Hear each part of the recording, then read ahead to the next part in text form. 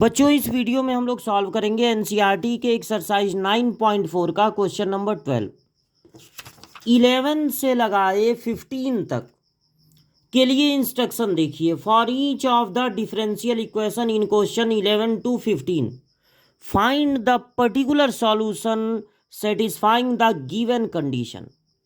कुछ differential equation दिए गए हैं, उनका पर्टिकुलर सॉल्यूशन चाहिए। देखिए, डिफरेंशियल इक्वेशन के सॉल्यूशन का मतलब होता है डी वाई डी एक्स को एलिमिनेट करना।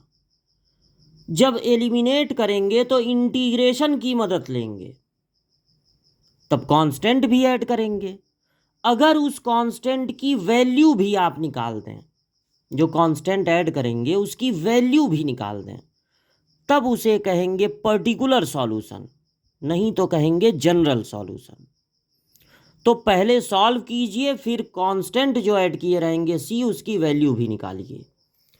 इक्वेशन है differential equation x square d y plus x y plus y square d x equal to 0। और उसके बाद भी देखिए लिखा है y equal to 1 when x equal to 1। इसका यूज हम करेंगे सी की वैल्यू निकालने में, कांस्टेंट की वैल्यू निकालने में। पहले तो इस इक्वेशन को पहचानिए कि ये जो डिफरेंशियल इक्वेशन है वो सेपरेबल है या होमोजीनस है। तो देखिए यहाँ पर दो वेरिएबल, यहाँ भी दो वेरिएबल, यहाँ भी दो variable, number of variable equal है, यानी कि ये होमोजीनस डिफरेंशियल इक्वेशन है।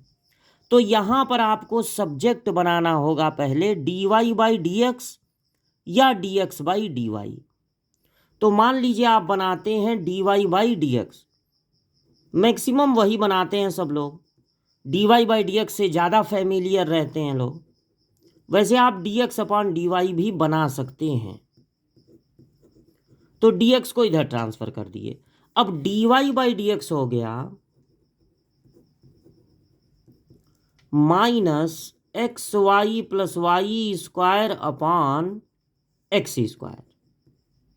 दो वेरिएबल दो वेरिएबल दो वेरिएबल, यानी कि ये होमोजीनस है।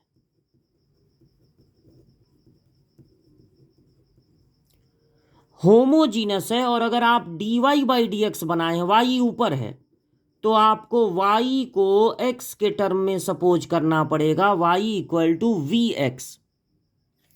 देखिए, वाई एक वेरिएबल है, एक्स एक वेरिएबल है, दोनों बदलने वाली चीज़ें हैं। तो अगर आप वाई को एक्स के टर्म में बदलना चाहते हैं तो किसी कांस्टेंट से मल्टीप्लाई करके नहीं बदल सकते हैं, क्योंकि दोनों वेरिएबल है ना। एक वेरिएबल को दूसरे वेरिएबल में बदलने के लिए एक वेरिएबल का ही यूज करना पड़ेगा। ऐसा इसलिए करना पड़ रहा है क्योंकि ये सेपरेबल नहीं है।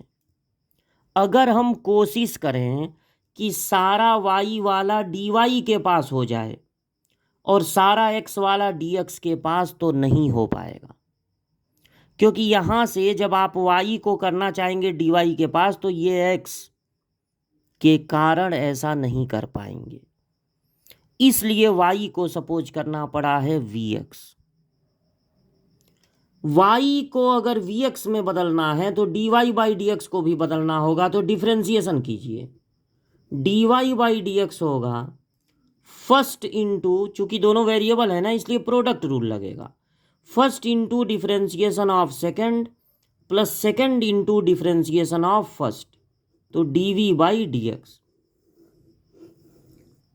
अब D Y by D X की जगह लिखेंगे v plus X D V by D X. X है और y की जगह वी एक्स, वाई की जगह वी एक्स, तो वी स्क्वायर एक्स स्क्वायर हो गया, और नीचे क्या है एक्स स्क्वायर।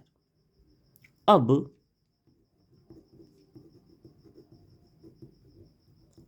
यहां से देखिए ये एक्स स्क्वायर है, ये भी एक्स स्क्वायर है। अगर आप एक्स स्क्वायर कॉमन ले लें तो बचेगा v प्लस माइनस तो ही बाहर, v plus v square, v भी कॉमन है, वो भी मन करे कॉमन ले सकते हैं, या रहने दीजिए। मेन बात है कि ये x वाला कटे। और अब इस v को उधर भेज दीजिए, तो x dv/dx equal to -v और ये उधर जाएगा तो ये भी हो जाएगा -v। अब -v और -v हो गया -2v और -v²। अब इस dx को भी इधर भेज दीजिए, माइनस फिर से कॉमन ले लीजिए या -v कॉमन ले लीजिए, तो बचेगा 2 + v। अब सारा v वाला कर देना है dv के पास, तो 1/v × 2 + v, माइनस को यहीं रहने दीजिए, और x मतलब इधर भी भेज सकते हैं, लेकिन जिधर आसान हो इंटीग्रेशन उधर ही माइनस को रखना चाहिए। एक तो इंटीग्रेशन मुश्किल, ऊपर से माइनस का झंझट, तो माइनस को यहीं रहने दीजिए। जब सारा v वाला dv के पास हो जाए, सारा x वाला dx के पास, तो दोनों साइड का कर देंगे इंटीग्रेशन। अब आप समझ रहे होंगे कि हमने y को vx क्यों माना। पहले सारा y वाला dy के पास और सारा x वाला dx के पास नहीं हो पा रहा था, लेकिन अब आप देखिए y को vx मानने के बाद y गायब हो गया, एलिमिनेट हो गया। अब सारा v वाला dv के पास और सारा x वाला dx के पास हो गया। अब आपको सोचना है कि इसका इंटीग्रेशन कैसे होगा, इसका इंटीग्रेशन कैसे होगा।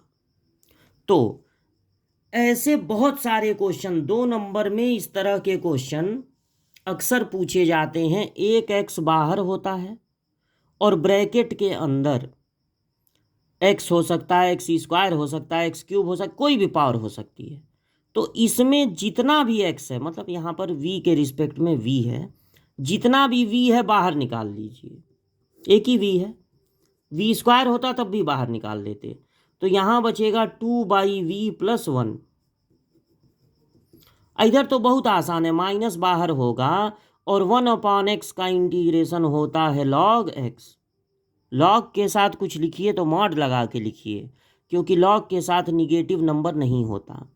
अब ये v और v का मल्टीप्लाई हो गया v², और इस v को ऊपर कर दीजिए तो v पे पावर -1। इस v² को ऊपर कर दीजिए तो v पे पावर -2 हो जाएगा।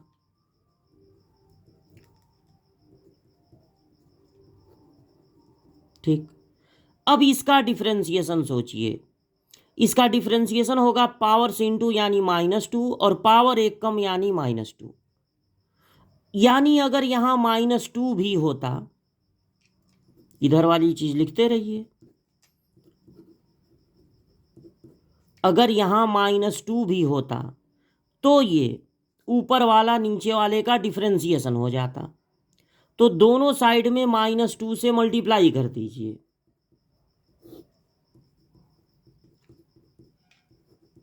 -2 से मल्टीप्लाई तो ये हो जाएगा 2 log x। अब ऊपर वाला नीचे वाले का डिफरेंशिएशन है, तो नीचे वाले को log के साथ ले लेंगे। ऊपर वाला नीचे वाले का डिफरेंशिएशन है, तो नीचे वाले को log के साथ ले लेंगे, और ये 2 का मल्टीप्लाई है तो इसको आप लिख सकते हैं log x², और x² तो पॉजिटिव ही होगा, तो मॉड लगाने की ज़रूरत नहीं है, लगा भी सकते हैं। अब जब इंटीग्रेशन हुआ है तो एक कांस्टेंट ऐड करना है। अगर जितने भी टर्म मिले हैं वो सब लॉग वाले हैं, तो जो कांस्टेंट ऐड करना चाहिए वो भी c ना ऐड करके log c ऐड करना चाहिए। 2 log के बीच में प्लस है, इसको लिख दीजिए 2/v, v पे पावर -1 को v। 2 log के बीच में प्लस है तो नंबर्स का मल्टीप्लाई हो जाएगा। मॉड लगा ही दीजिए, अब तो c भी आ गया है, दोनों तरफ से log हट जाएंगे। अब जो आप सपोज किए थे,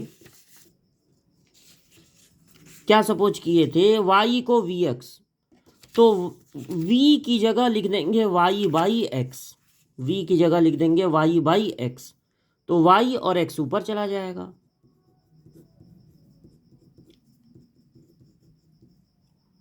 अब स्टार्टिंग में देखिए, वैसे तो यही आंसर हो जाता, लेकिन पर्टिकुलर सॉल्यूशन है, यानी सी की वैल्यू भी निकालनी पड़ेगी। तो स्टार्टिंग में आप देखिए क्वेश्चन में दिया था y=1 x=1, तो ये हम लोग क्वेश्चन में से देख के लिखेंगे, अपने तरफ से नहीं लिख रहे हैं। y=1 x=1, तो हो गया पुटिंग y=1 x=1, तो जब x की जगह 1 रखेंगे 2 1 जा 2 अपॉन 1 प्लस 1 इक्वल टू सी, और 1 का स्क्वायर 1 होगा, तो 2 और 1 क्या हो गया 3, सी की वैल्यू आ गई 3। ये सी की वैल्यू इसमें रख दीजिए, नहीं इसमें नहीं, इसमें, इसके बाद ये था। तो अब एक्स वाई की वैल्यू नहीं रखेंगे, वो तो बस सी की वैल्यू निकालने के लिए रखे थे। तो 2x upon y plus 1 equal to 3x²। पूरे इक्वेशन में y से मल्टीप्लाई कर सकते हैं, 2x plus y equal to 3x² y, ये हो जाएगा फाइनल आंसर।